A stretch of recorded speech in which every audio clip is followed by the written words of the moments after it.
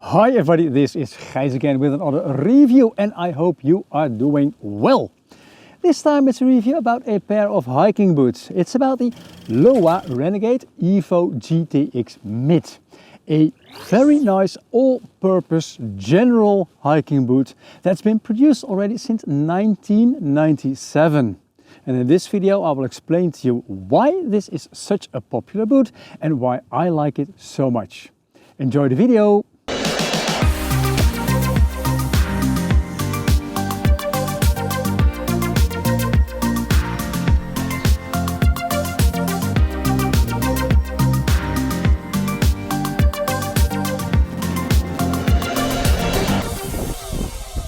Welcome back to the Lowa Renegade Evo GTX Mid review, and I hope you like my little introduction. For those of you who just tuned into my channel for the very first time, my name is Gijs. I am an independent outdoor gear, bike and gadget reviewer, so nobody is paying me for my reviews. So after seeing this review and you like it, then please give the video a like and also consider subscribing to the channel. Many thanks in advance if you do. Let's head on with the Lowa Renegade review. The Lowa Renegade has been onto the market already since 1997 and is one of the most popular hiking boots in the world. And there are more than one reasons for this. And in this video I will tell you a lot of those reasons. But first, let me tell you a little bit about the boot itself. The boot that I am testing here, it is a size 41.5 or a UK 7.5, and it weighs as a complete set 1151.4 grams. Now compared to the numbers that Lowa states on their website, that one weighs 1170 grams, but that is for a UK 8 in the men's version. If you're curious about the women's weight, well, that is 930 grams for a UK 5. So if you are a lady, then, well, that's just for you. What is important about shoes is, of course, the fit. And not every boot fits every foot. But to be honest, with the Renegades, already since it came onto the market, it is really, in relation to feet, a sort of jack of all trades. The fit, the last, it is a standard last for normal feet with a little higher instep. What you should know is that Lowa also makes a specific women's version with an anatomical shape for a woman's foot. So that means it's got a little bit less volume, it's got a lower instep, and of course the heel part, it is a little bit more narrower. Now, this boot, although it is a sort of jack of all trades in the standard last, it is also being produced in a small last and into a wide last. So that makes it even more like one boot should fit everybody. What is also important, of course, of a boot is the construction. Now, if we look at the upper, it is mainly made out of nubuck leather. And if we take a little bit of a closer look, then you will see that, and now basically I will have to take this apart, is that the tongue itself, or let's say the tongue, how it's being fixed into the boot, you will see that this is a synthetic material. And there's a reason for this, because if you make this out of leather, you will have a lot of thick layers on top of each other, which is not going to be too comfortable if you're going to tie down the laces.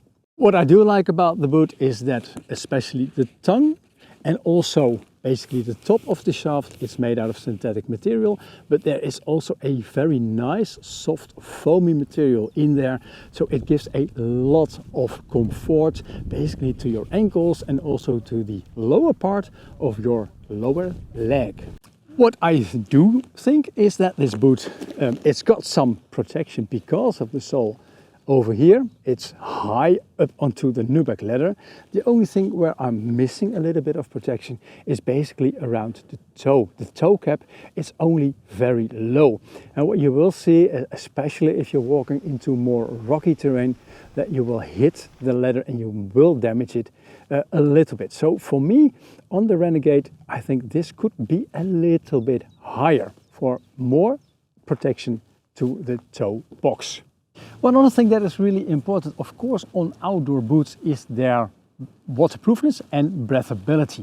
Now you can see it probably on the shaft itself. There is the very famous Gore-Tex logo, and if you open the shaft you will see that there is this liner in there, the little gray part with the Gore-Tex letters on them, which says that this is a Gore-Tex lined boot. Now, for those of you who don't know Gore-Tex, it's a membrane. That means it is basically a material. It's a very thin material that has got small holes, and water vapor, sweat, can pass through those holes, but water droplets, rain, can't. That's how basically a breathable membrane works. The breathable membrane from Gore, since it was invented, it's made out of EPTFE.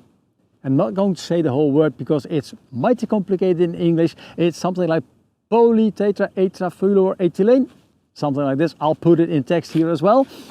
But it is one of those forever chemicals that we don't want anymore because it is polluting to nature, and it is, well, it does never ever go away.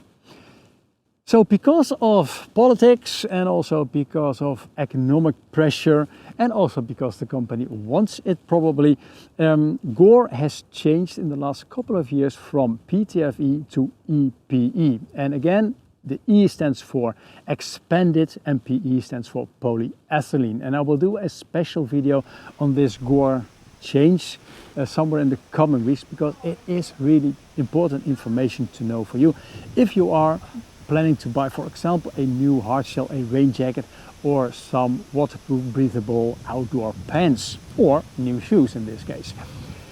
In this shoe, the Renegade, the Evo version, since it is produced last year, that was I think April 2024, the liner, the Gore-Tex liner, is of this more environmentally friendly EPE material. So if you're buying these shoes, it's also a more sustainable choice, to be honest. Now that was about the Gore, and I'll tell you a little bit more how this is in practice later on in this video. Now let's talk a little bit about the construction of the sole itself. The outsole, so the part with the lugs on it, it is made by Vibram. And what I absolutely like is that the lugs, they are in a sort of V shapes on the front part, facing the V facing forwards, and on the rear part the V's are facing backwards. And I don't know if it's really true, but it's something that I felt, is that because of the V shape you've got a lot of grip going up, and it helps in propulsion, and on the back it really helps with braking when you're descending a mountain. So that's something that is something really nice. What you also should see probably is that on the back parts and also under the front of the toe part, there are these washing board ribbons. And it really feels that when you're using your toes to get basically that direction, this is really a nice grippy last part. And also when you're doing little rocky trails, maybe even some small not too technical rock climbing, this absolutely helps. And the same of course for the rear. What I also like is that the shape, and you can see this, it is rounded at the heel, so that means that you have this nice motion, a rolling motion, and also near the toe parts is this banana shape. So that means that the shoe really rolls nicely in your walking or hiking motion, which I think is an absolute pro. One thing that you cannot see, of course, on the boot itself is what's hidden behind basically this cradle system, and that is of course the midsole, and in this case it is a Lowa Renegade PU, and PU stands for polyurethane, and this basically takes care of how much damping is created by the midsole. And I noticed that this is a very well damping shoe, if this is how you should say this. It's a little bit on the softer cushioning side, so if you like a lot of comfort, this is absolutely nice.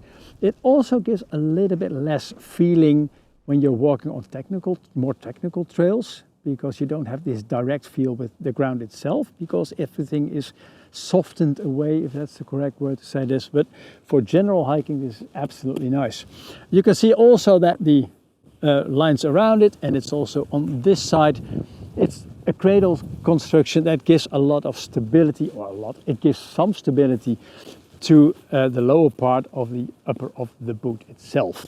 But if you look at the boot itself, and what I always like to do is to see if it is torsionally stiff, then you can see that, well, basically it is quite sort of flexible. And also if you bend it in this way, you can see that there is a lot of flexibility. But because of this flexibility, it really is a easy-going hiking boot. What I do like is if I bend it this way, you see that there is a nice connection between the back part of the shoe and the front part. So it does not bend in this area, which means it is a quite stable platform if you're using a little bit of a more heavy backpack, for example. And now let's head for a small commercial break, and after that break I will tell you why this boot revolutionized boot making world back in 1997. In the beginning I already told you that this boot was made for the first time in 1997, and that it was quite a revolutionary boot if you are talking about shoe making business. Why is it so basically revolutionary? Well, because in the past, before 1997, all boots, all outsoles, they were basically glued to the top part of the shoe. The Renegade was absolutely the first boot that was not glued, but the outsole and the midsole and the boot, they were basically made in one go. And that is a method that's called injection molding. So that is a very nice way of making the boot, because now the upper and the outsole are basically one solid part. The bad thing about this is that most boots that are made in this way, at least 5 years ago, most of them, you were not able to resole the outsole, which is of course a little bit of a pity, because if the boot is still okay for usage, but the profile is gone, you basically have to buy a new boot. The Renegade, this one is resolable, so that is a positive thing. And next to that, Lowa also claims that they will repair stitches, leather parts, eyelets if they're broken. Basically everything in this boot is repairable. So sustainability wise, that is also a very nice feature.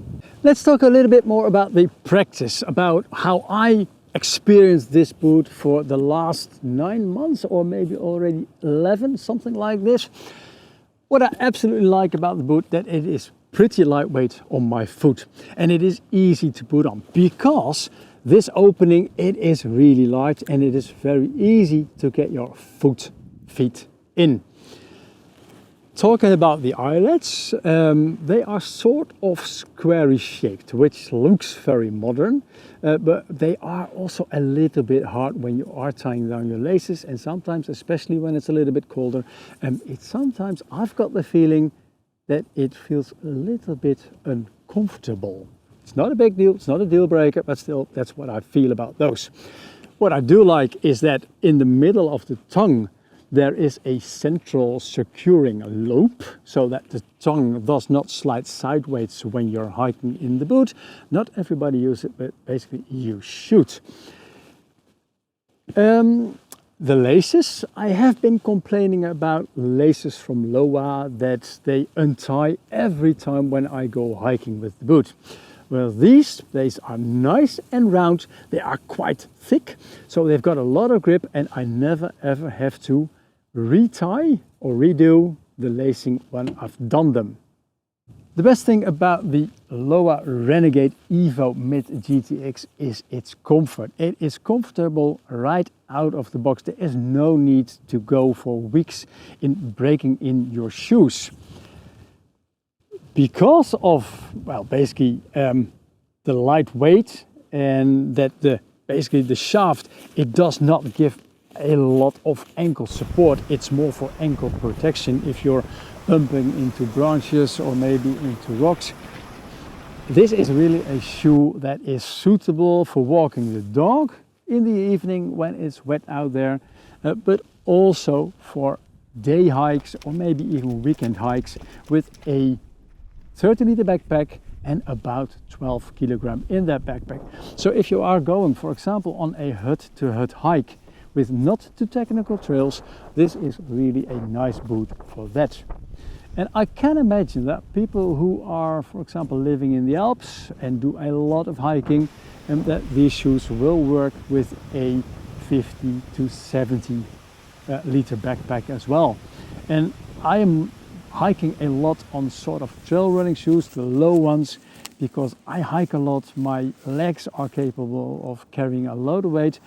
I feel very stable. So in that way, if you have a heavier backpack than the 12 kilogram, then I said these shoes, if your condition is okay, that might be a good shoe for you as well. I like the grip of the outsole because it is really nice in wet and dry circumstances, and the damping is fine. It does not give your feet a lot of fatigue very fast. Like I said in the past, in practice, the toe cap, it's a little bit damaged already. I think that should be a little bit more protection on there. Now, one thing that I did not tell you about, but what is really important if you're going to Nordic countries or even in the Netherlands or maybe in the north of America, wet countries basically, is the wading height. Because the Gore-Tex Liner, and now I should face this shoe in the right direction and the sun is not helping, I think, but there is a height on the inside to where the Gore-Tex goes. And in this case, it's about this high. And I measured it, and from the bottom to that part, it is about 11 centimeters, which is 4.3 inch, if I'm correct. So if you are going through puddles or like behind me, a marshland, you can go up to this and nothing will happen to your feet. They will still stay dry. Except for one thing that you should know, and then we're heading back to the Gore-Tex Liner, is that the Gore-Tex, you can see it, it's on the inside of the boot itself. So if you don't take care of your boots in a proper way, and I did a shoe care or maintenance video, and I'll put that one in the description below as well, when the outside material is not maintained properly, then water can penetrate the leather and it will get to the inside of the boot, not through the Gore-Tex Liner, but your feet will be not wet, but they will be cold because of all the water staying in the boot. So keep your shoes well maintained. Did I get sweaty feet?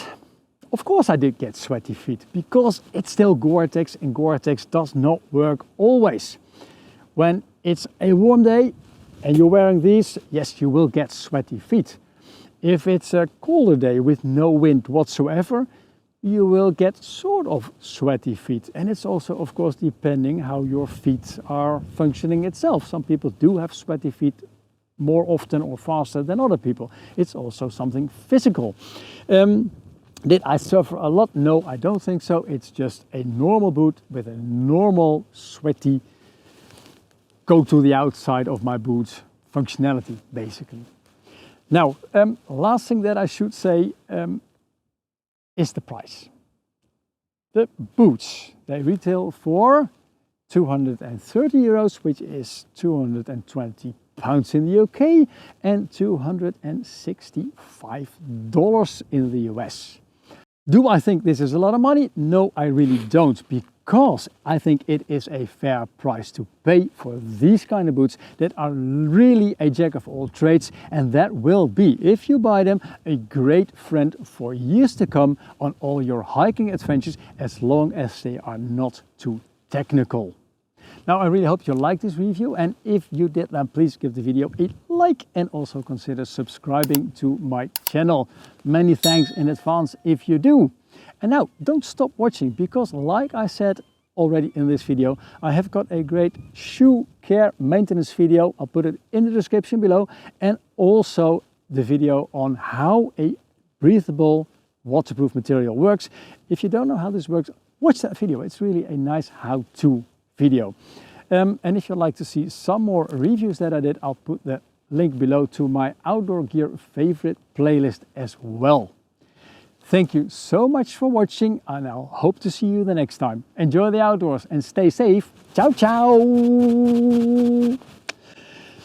And now the sun is again almost behind the trees, because I'm always forgetting that it is still only March and it is about 2:30 and the sun just goes down like crazy behind the trees. Just my luck. I have to do a lot of B-roll footage. Good.